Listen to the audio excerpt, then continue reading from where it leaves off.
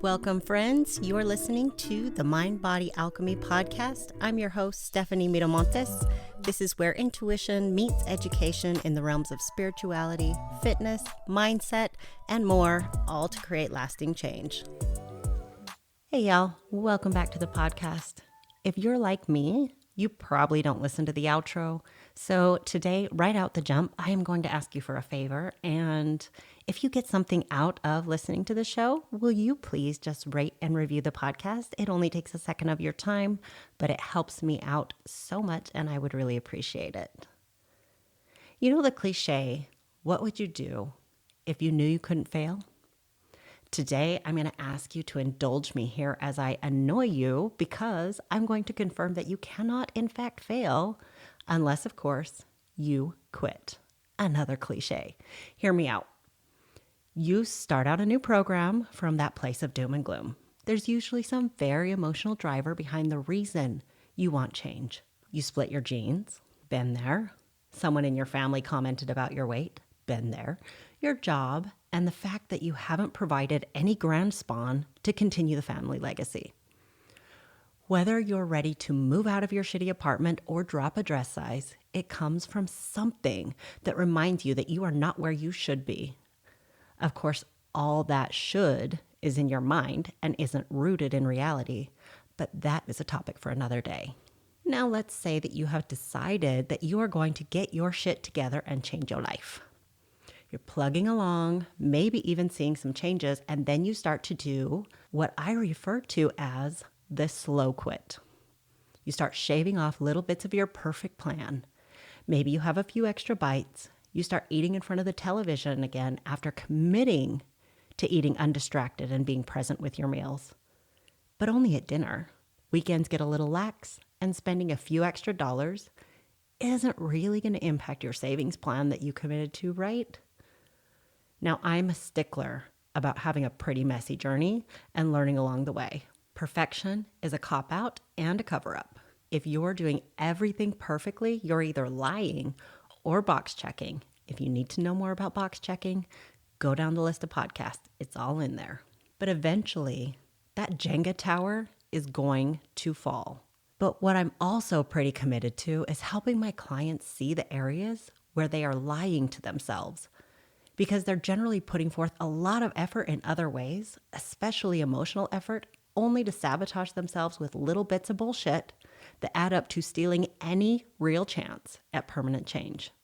There are many reasons why people do this, but today I'm going to talk about fear of failure. Let's face it, if I told you with 100% confidence that there is no way in hell you wouldn't get exactly what you wanted tomorrow, if you just committed to eating undistracted for life, that's it. Would you do it? Would it seem like this big, hard, impossible thing if the reward was immediately visible to you? Of course not. But since I'm asking you to do the work first, your fear is rearing its ugly head. That scared inner voice is telling you that you won't succeed. Why should you give up your nighttime snacking? Why should you give up your favorite coping mechanism? Numbed out binge eating. Why bother exercising? You've done it before, succeeded-ish, and then all your success went to shit because you're a loser who can't change. Yikes. Can you hear that shit?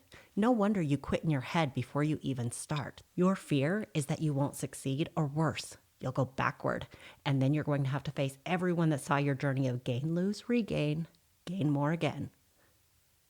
You'll have to experience the pain of being judged. Worse, you'll experience the pain of judging yourself. That's why you never threw out the larger clothes in your closet. Part of you knew that buying larger clothes would be unacceptable. So you kept them like a dirty little secret, knowing you'd be back here someday. You might be rolling your eyes right now telling me that if you knew how to do that stuff, you would already be doing it. But you do know how. You already do it in other areas of your life. If you apply for a job, you already trust that you're going to show up for the agreed hours of work. You're going to get paid the agreed amount, right? You don't have this mental commentary about giving up your time and fearing that you won't get paid. You don't have this doubt that the payoff is there, so you just don't show up at all. You know that for your efforts, there will be an exchange, the exchange will be worth it, and it will give you the life that you have set out to live. But here's the secret. You can't fail if you get your mind right.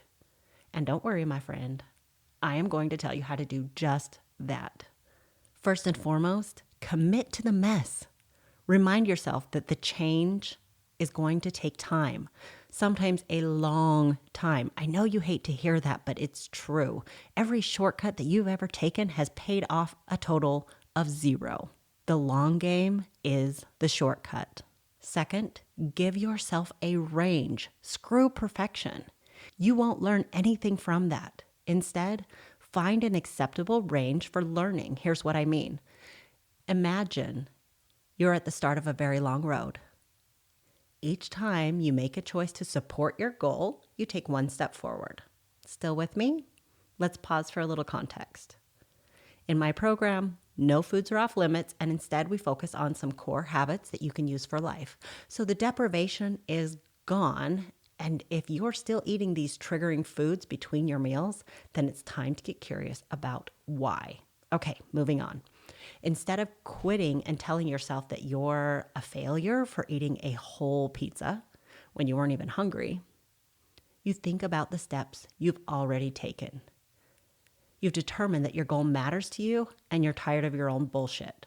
Step forward. You signed up for a program. You got a coach. Huge step forward. Putting money on the line is a big deal for a lot of folks. Out of about 21 meals per week, you are seated and undistracted about 70% of the time. Awesome. You got 2 out of 3 workouts done this week. Great. You got 8 hours of sleep for the first time in 2 years last night. Step, step, step, all forward. This has gone on for a few weeks now, and you're making some great progress. Even if it isn't showing up in your clothes yet, you are changing. And then you down that pizza. Your internal doubter and food police kicks in to remind you that you're addicted to carbs, lies, and you should throw in the towel, more lies. It's so easy to forget all these steps forward because not only are you in physical pain from the overeating, but you're also in mental anguish because that inner voice is showing you the evidence that you are not different. You are just the same as you always were. You're wasting your time, money, and energy on some bullshit that isn't going to help you out at all. Sounding familiar yet? That inner critic that is reflecting your fear of failure is really just showing you how you're going to feel if you lose. What it isn't showing you is that no damage has been done. You're at a tipping point right now.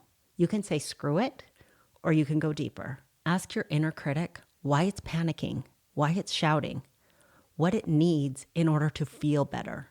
Nothing is lost here. You overate at one meal. You either didn't take a step forward or you took a couple steps back at worst. You didn't go back to the starting line. This one moment cannot erase the efforts you already put in to begin changing who you are.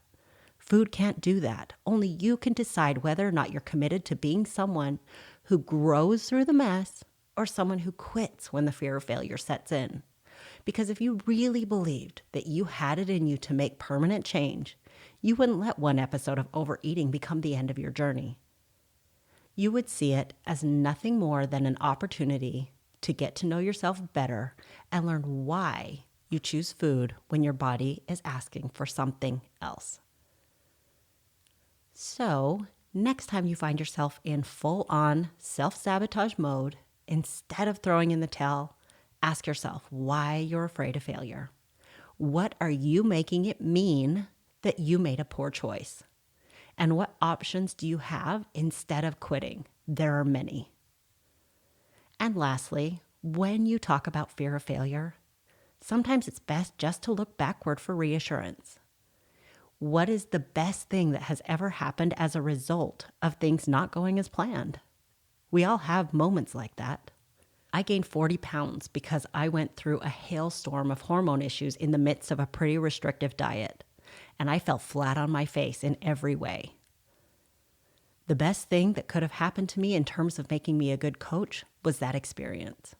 I have so much compassion and empathy as well as knowledge because of the shame and embarrassment that I felt while I was going through it.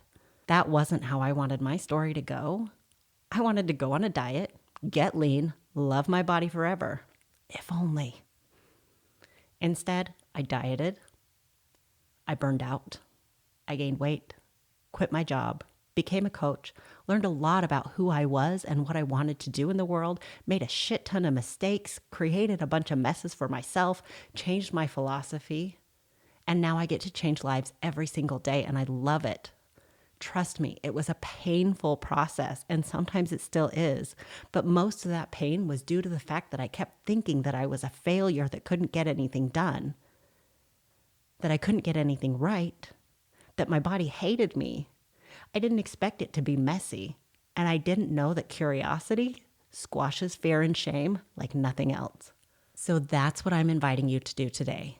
Commit to the process, sure, but commit to the mess more. Commit to letting it be shitty some days. Commit to not feeling like doing the work sometimes. Commit to being your own best detective. And keep reminding yourself that the only failure is quitting.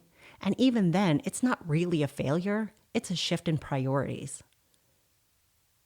That's all I have for you today. Thanks so much for being here. Thank you for tuning in and listening. If you have any questions, any thoughts, or if any of this landed for you, I would love to hear from you. Tag me on social media, screenshot the episode and share it with your friends. Shoot me an email, send me a DM. All that information is going to be in the show notes. I would love to hear what your thoughts are, and I hope you have a great week. Bye.